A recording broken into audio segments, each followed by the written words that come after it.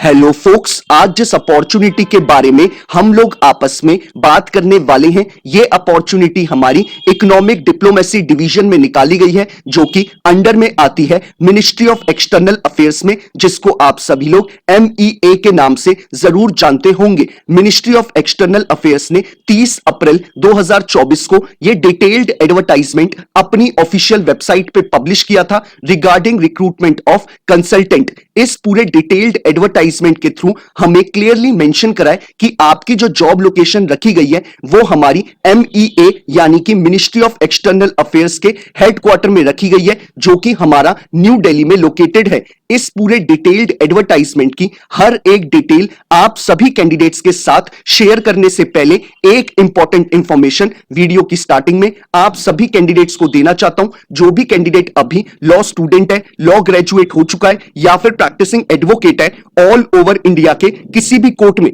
अगर आप लोग चाहते हैं हमारे इंडिया में हमारी लीगल फर्टिनिटी के रिगार्डिंग कोई भी वैकेंसी निकले, चाहे वो आपकी इंटर्नशिप की अपॉर्चुनिटी हो, जुडिशरी की अपॉर्चुनिटी हो या फिर सेंट्रल और स्टेट गवर्नमेंट के द्वारा निकाली गई कोई बैंक की वैकेंसी हो, पब्लिक सेक्टर अंडरटेकिंग यानी PSU की वैकेंसी हो या फिर कोई कॉर्पोरेट अपॉर्चुनिटी हो या फिर हमारे प्रैक्टिसिंग एडवोकेट्स के लिए निकाली गई कोई इंपैनलमेंट की वैकेंसी हो, it means all over India में हमारे लीगल फर्टिनिटी के रिगार्डिंग कोई भी वैकेंसी निकलेगी, उस वैकेंसी के रिगार्डिंग आप सभी कैंडिडेट्स को इस चैनल पे टाइमली अपडेट प्रोवाइड कराई जाएंगी, ताकि हमारे किसी भी लॉ ग्रेजुएट से इंडिया में आने वाली कोई भी लीगल अपॉर्चुनिटी की अपडेट मिस आउट ना हो। तो मैं चाहूंगा जिस भी कैंडिडेट ने अभी इस चैनल को सब्सक्राइब नहीं करा है वो मेक श्योर करे कि वो इस चैनल को बिना सब्सक्राइब करे ना जाए, ताकि उससे कोई भी लीगल अपॉर्चुनिटी की अपडेट मिस आउट ना हो। अब बात कर लेते हैं हम लोग इस डिटेल्ड एडवर्टाइजमेंट के बारे में। हमें जो मिनिस्ट्री ऑफ एक्सटर्नल अफेयर्स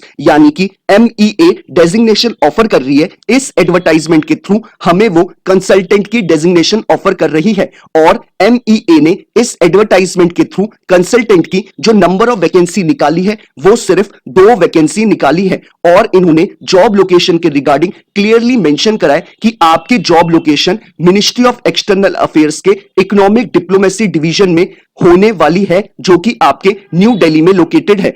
साथ ही साथ इन्होंने एडवर्टाइजमेंट में क्लियरली मेंशन करा है कि आपकी ये जो जॉब है ये आपकी कॉन्ट्रैक्चुअल बेसिस की जॉब है और इन्होंने क्लियरली मेंशन करा है कि अगर आपके सुपीरियर्स को आपकी परफॉर्मेंस पसंद आएगी तो आपके कॉन्ट्रैक्ट को टाइमली बेसिस पे एक्सटेंड किया जा सकता है और उसे रिन्यू भी किया जा सकता है। साथ ही साथ इन्होंने एडवर्टाइजमेंट में क्लियरली मेंशन करा है कि अगर आप इस अपॉर्चुनिटी का पार्ट बनना चाहते हैं तो आपके पास LLB की डिग्री होनी चाहिए, साथ ही साथ आप एक LLM ग्रेजुएट होने चाहिए फ्रॉम अ रिकॉग्नाइज्ड यूनिवर्सिटी, तभी आप इस पूरे प्रोसेस का पार्ट बन सकते हैं। यानी एजुकेशनल क्वालिफिकेशन में इन्होंने हमसे मास्टर्स यानी LLM की डिग्री मांगी है। साथ ही साथ इन्होंने एक्सपीरियंस में बोला है कि अगर आप एक प्रैक्टिसिंग एडवोकेट है और आपको एज अ प्रैक्टिसिंग एडवोकेट 3 साल कंप्लीट हो चुके हैं प्रैक्टिस करते हुए, तो आप इस पूरे प्रोसेस का पार्ट बन सकते हैं। साथ ही साथ इन्होंने क्लियरली मेंशन करा है, साथ ही साथ इन्होंने एडवर्टाइजमेंट में क्लियरली मेंशन करा है कि कैंडिडेट ऑल ओवर इंडिया में प्रैक्टिस करने का एलिजिबिलिटी क्राइटेरिया फुलफिल कर चुका हो, यानी कि वो बार काउंसिल ऑफ इंडिया के साथ एक रजिस्टर्ड एडवोकेट होना चाहिए।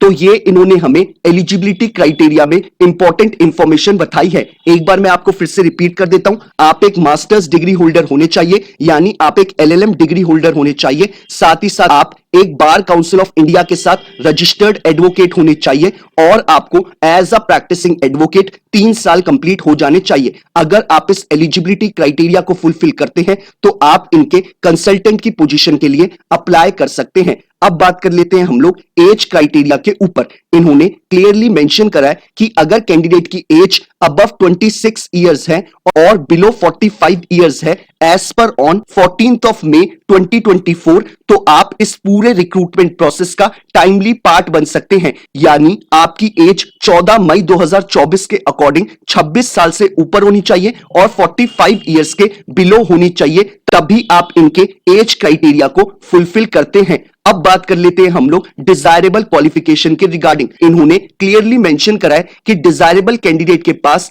जो मिनिमम 3 साल का एक्सपीरियंस है, उसने उन 3 साल के एक्सपीरियंस में मेजरली काम आर्बिट्रेशन और इन्वेस्टमेंट ट्रीटी लॉ के रिगार्डिंग करा हो तो वो इनके लिए एक डिजायर्ड कैंडिडेट होगा। साथ ही साथ इन्होंने बोला है कि डिजायर्ड कैंडिडेट के पास स्ट्रॉन्ग रिटन और कम्युनिकेशन स्किल्स होनी चाहिए इंग्लिश लैंग्वेज में, और साथ ही साथ इन्होंने बोला है कि कैंडिडेट प्रोफिशिएंट होना चाहिए कंप्यूटर यूज करने में, जिसमें उसको Word, Excel, PowerPoint use करना आना चाहिए। ये इन्होंने हमें डिजायर्ड कैंडिडेट के बारे में इंफॉर्मेशन प्रोवाइड कराई है। अब बात कर लेते हैं हम लोग रेम्युनरेशन यानी सैलरी के रिगार्डिंग। रेम्युनरेशन के रिगार्डिंग MEA ने अपने एडवर्टाइजमेंट में क्लियरली मेंशन करा है कि आपको एज अ कंसल्टेंट के तौर पे 10 lakh rupees per annum provide कराएगा MEA, यानी कि 10 लाख रुपए आपको सालाना प्रोवाइड कराएगा मिनिस्ट्री ऑफ एक्सटर्नल अफेयर्स। इसके अलावा आपको कोई भी दूसरा पैसा नहीं देगा आपको MEA, यानी आपको सिर्फ और सिर्फ आपकी सैलरी मिलेगी।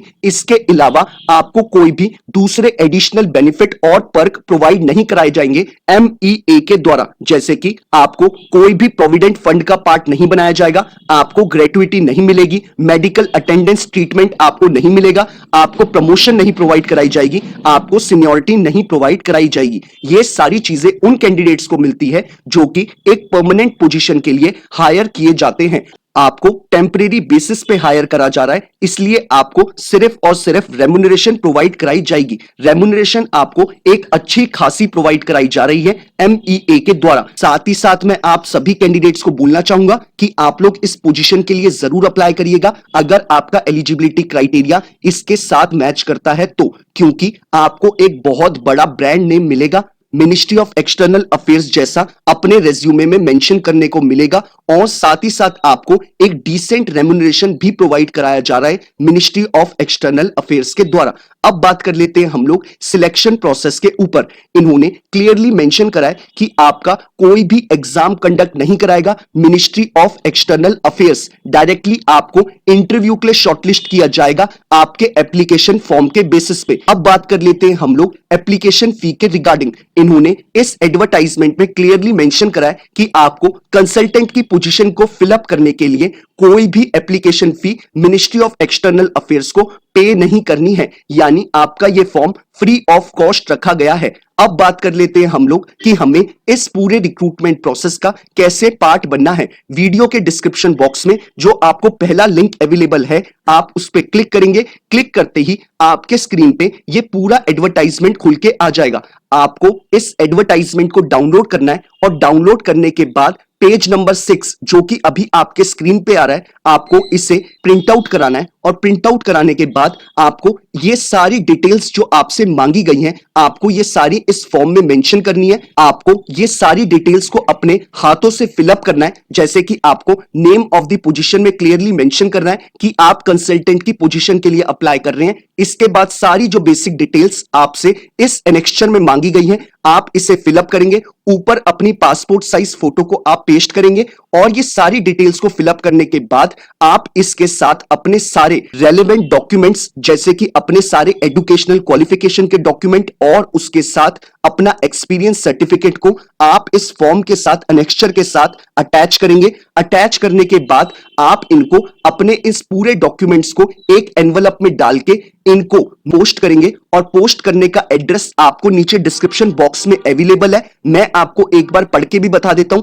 अंडर सेक्रेटरी ब्रैकेट में PF and PG bracket close, ministry of external affairs, room number 4071, Jawaharlal Nehru भवन, 23D, जनपद, new Delhi, pin code is 110011। इस एड्रेस पे आपको पोस्ट करना है अपने एनवलप को, और एनवलप के ऊपर आप क्लियरली मेंशन करेंगे application for engagement as consultant in the ED division of ministry of external affairs. आप इसे एनवलप के ऊपर क्लियरली मेंशन करेंगे और इस एड्रेस पे पोस्ट कर देंगे, और आपको मेक श्योर करना है कि आपका पोस्ट बिफोर 14 मई 2024 इनके रिस्पेक्टिव ऑफिस में पहुंच जाए, तभी आप इस पूरे रिक्रूटमेंट प्रोसेस का टाइमली पार्ट बन सकते हैं। साथ ही साथ कैंडिडेट्स इस फॉर्म को ऑनलाइन भी फिलअप कर सकते हैं। ऑनलाइन आपको कैसे फिलअप करना है? आपको अपनी जीमेल या फिर याहू में जहां भी आप अपनी ईमेल आईडी यूज करते हैं उसमें आप एक मेल को कंपोज करेंगे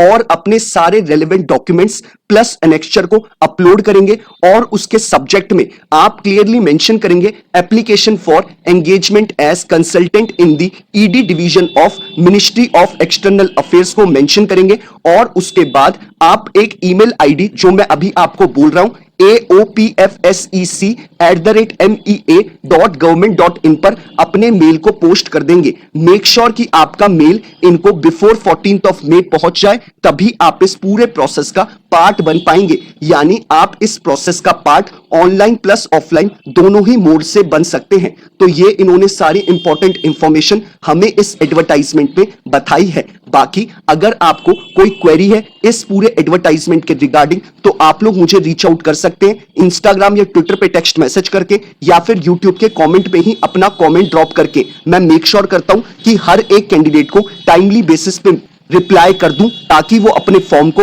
जल्दी से जल्दी फिलअप कर पाए और अपने आगे के प्रोसेस को उतनी ही जल्दी शुरू कर पाए। तो यही सारी इंपॉर्टेंट इंफॉर्मेशन थी जो हमें इस एडवर्टाइजमेंट में प्रोवाइड कराई गई थी। आपको एड्रेस और ईमेल आईडी जहां पर अपने फॉर्म को आपको पोस्ट प्लस मेल करना है वो मैंने आपको नीचे डिस्क्रिप्शन बॉक्स में अवेलेबल करा रखी है, आप डायरेक्टली कॉपी पेस्ट कर सकते हैं। बाकी अगर आपको ये वीडियो पसंद आया हो तो लाइक शेयर जरूर करिएगा और अगर आप लोग चाहते हैं कि ऐसे ही टाइमली आपको हर एक लीगल अपॉर्चुनिटी की अपडेट मिलती रहे तो मेक श्योर करिएगा कि आप इस चैनल को बिना सब्सक्राइब करे ना जाए। Thank you so much.